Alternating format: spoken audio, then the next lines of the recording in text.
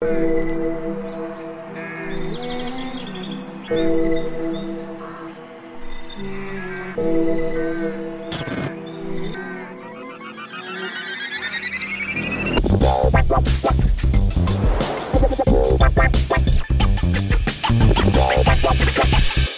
up everybody, John Rettinger here, and this video has got an old school look, an old school flair, and even an old school intro for a good reason. So we're gonna kick it back to 2009. For those of you that weren't on YouTube then, like HD was just becoming a thing, and the barrier to getting HD on YouTube was kind of high. So I spent about $500 on gear in 2009, and kind of what you're looking at right now is a camera that would have been popular in 2009. It's a Canon FS. You usually think FS was Sony, but this is an old Canon camera. It did SD, wasn't even HD yet. And by the time you bought a camera, by the time you bought an SD card and a tripod, you were generally around $500-ish. And now, even for under 500 bucks, you can get a camera that can shoot beautiful 4K video at a really high frame rate. And on top of that, it's also your phone. So I want to sort of give a comparison for what 500 bucks can do in 2009 versus 500 bucks can do right now on the Oppo Reno. So here's the setup that we've got. I'm going to unbox one of the Oppo Renos, and a big shout out and thank you to Oppo for sponsoring this video. And then as our main A cam, it's that 2009 Canon, I'm sure you can tell the difference. Then we've got another Oppo Reno shooting down, shooting the B-roll. So you just see shots with my hands. That is the Oppo. So I used to do a lot of phone unboxings. So we're gonna kick it back here with an unboxing of the Oppo Reno. And I'm gonna do it with John's voice from 2009. All right, so here we've got the Oppo Reno box. It's kind of nice. You've got a shiny logo of what the phone's gonna look like. Bunch of Chinese that I don't understand on the back. Oppo logos on either side. Slide that off. Heavy cardboard, so you know your phone is going to be secured. So this is gonna set you back $479. There is a zoom version. That's gonna give you a 10 times optical zoom.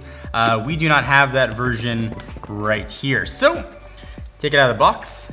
And here is the Oppo Reno itself. I can push it out. Boom. Running ColorOS. It's based on Android 9.0 Pie, so the most up-to-date operating system that we got going on. Push that off to the side. Else in the box, we've got big charging brick, USB-A for fast charge. Have a case included, super nice. Have a pair of headphones, which I'm guessing are USB-C. Nope, 3.5mm headset jack, because we have a 3.5mm headset jack. And then a USB-C to USB-A cable, and a SIM removal tool. So let's pull off the plastic here.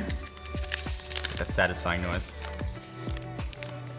Wasn't that satisfying? And while that powers up, it's kind of fun to do like a throwback video. So we got the phone all set up. Let me show you what's rocking and what's doing with ColorOS 6.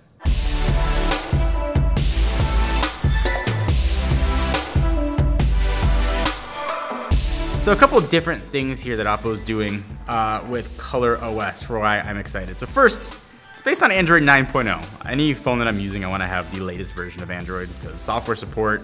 I just want to make sure what I'm buying at that point at least has the most up-to-date security on it. So that's a big deal. One of the best things for me about Android is you get an app drawer. So it is here on ColorOS. You can still have the icon show up on the home screen. You can actually tweak the home screen that you want, but I really like having the app drawer here. If you swipe on over to the side, you get a smart assistant. It'll start to learn things that you want your phone to show you. You open certain apps up certain times a day. So for me in the morning, generally I will check the bank and see if deposits came in or payments went out.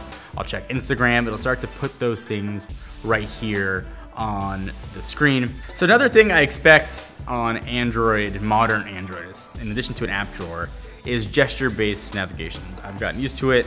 It is here, but one of the best things about Android is you can customize the OS. So if you like the 3 buttons at the bottom, you could have that. I prefer gestures, and they're very familiar. So if you're in an app and you want to go home, you just swipe up. Also, since this phone is rocking a Snapdragon 855 and 8 gigs of RAM, Oppo is pushing game performance. So when you go ahead and set game space, it'll do a couple cool things. So it'll set quiet time for you, so phone calls aren't going to come in. You can tweak the settings though if you want phone calls to come in. You could do gestures from the left and the right to silence them. But it'll lock kind of everything for you. It'll block banners, it'll set different modes that you want. You can tweak your performance too if you want like low power consumption or competitive mode for optimal performance. You can do a lot. I haven't used ColorOS in years, and if you're like me and you maybe base your experience on it from a couple gens ago, give it a shot. You get more of a stock Android experience with customization options. It's kind of the beauty of Android. You can pick and choose some of the best things from stock Android with ColorOS 6. So that's the operating system, but one of the big stories with the Oppo Reno is the cameras, whether you get the regular version or the zoom version. So here is a camera comparison. So the first one we've got is our main camera setup. It's a Blackmagic Ursa Mini Pro, the G2, with a lens that's about $1,200 on it. So the whole setup that we're using for this, it's about $9,000 to $10,000. The other camera is our 2009 Canon FS Throwback that we just bought off eBay right now for $50. And the last camera is the Oppo Reno, and again, under $500. You can see what the video quality is going to look like.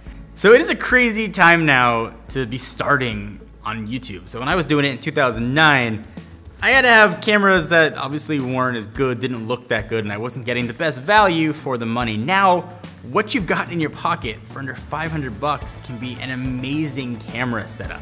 I mean, the Oppo Reno is shooting 4K video at 30 frames per second, and it looks amazing. And on top of all that, it can also be, your phone, your social media machine, everything you want it to be, all in one. All right, so kind of wrapping up the look at the Oppo Reno, you're getting a premium looking and feeling phone at a very affordable price. You're getting an operating system that again is going to give you, I think, the best experience of stock Android with tweaks that can customize the UI for you. And you're getting the latest version of Android to go with it. So in that aspect, I think Oppo's done a really good job with ColorOS 6.0.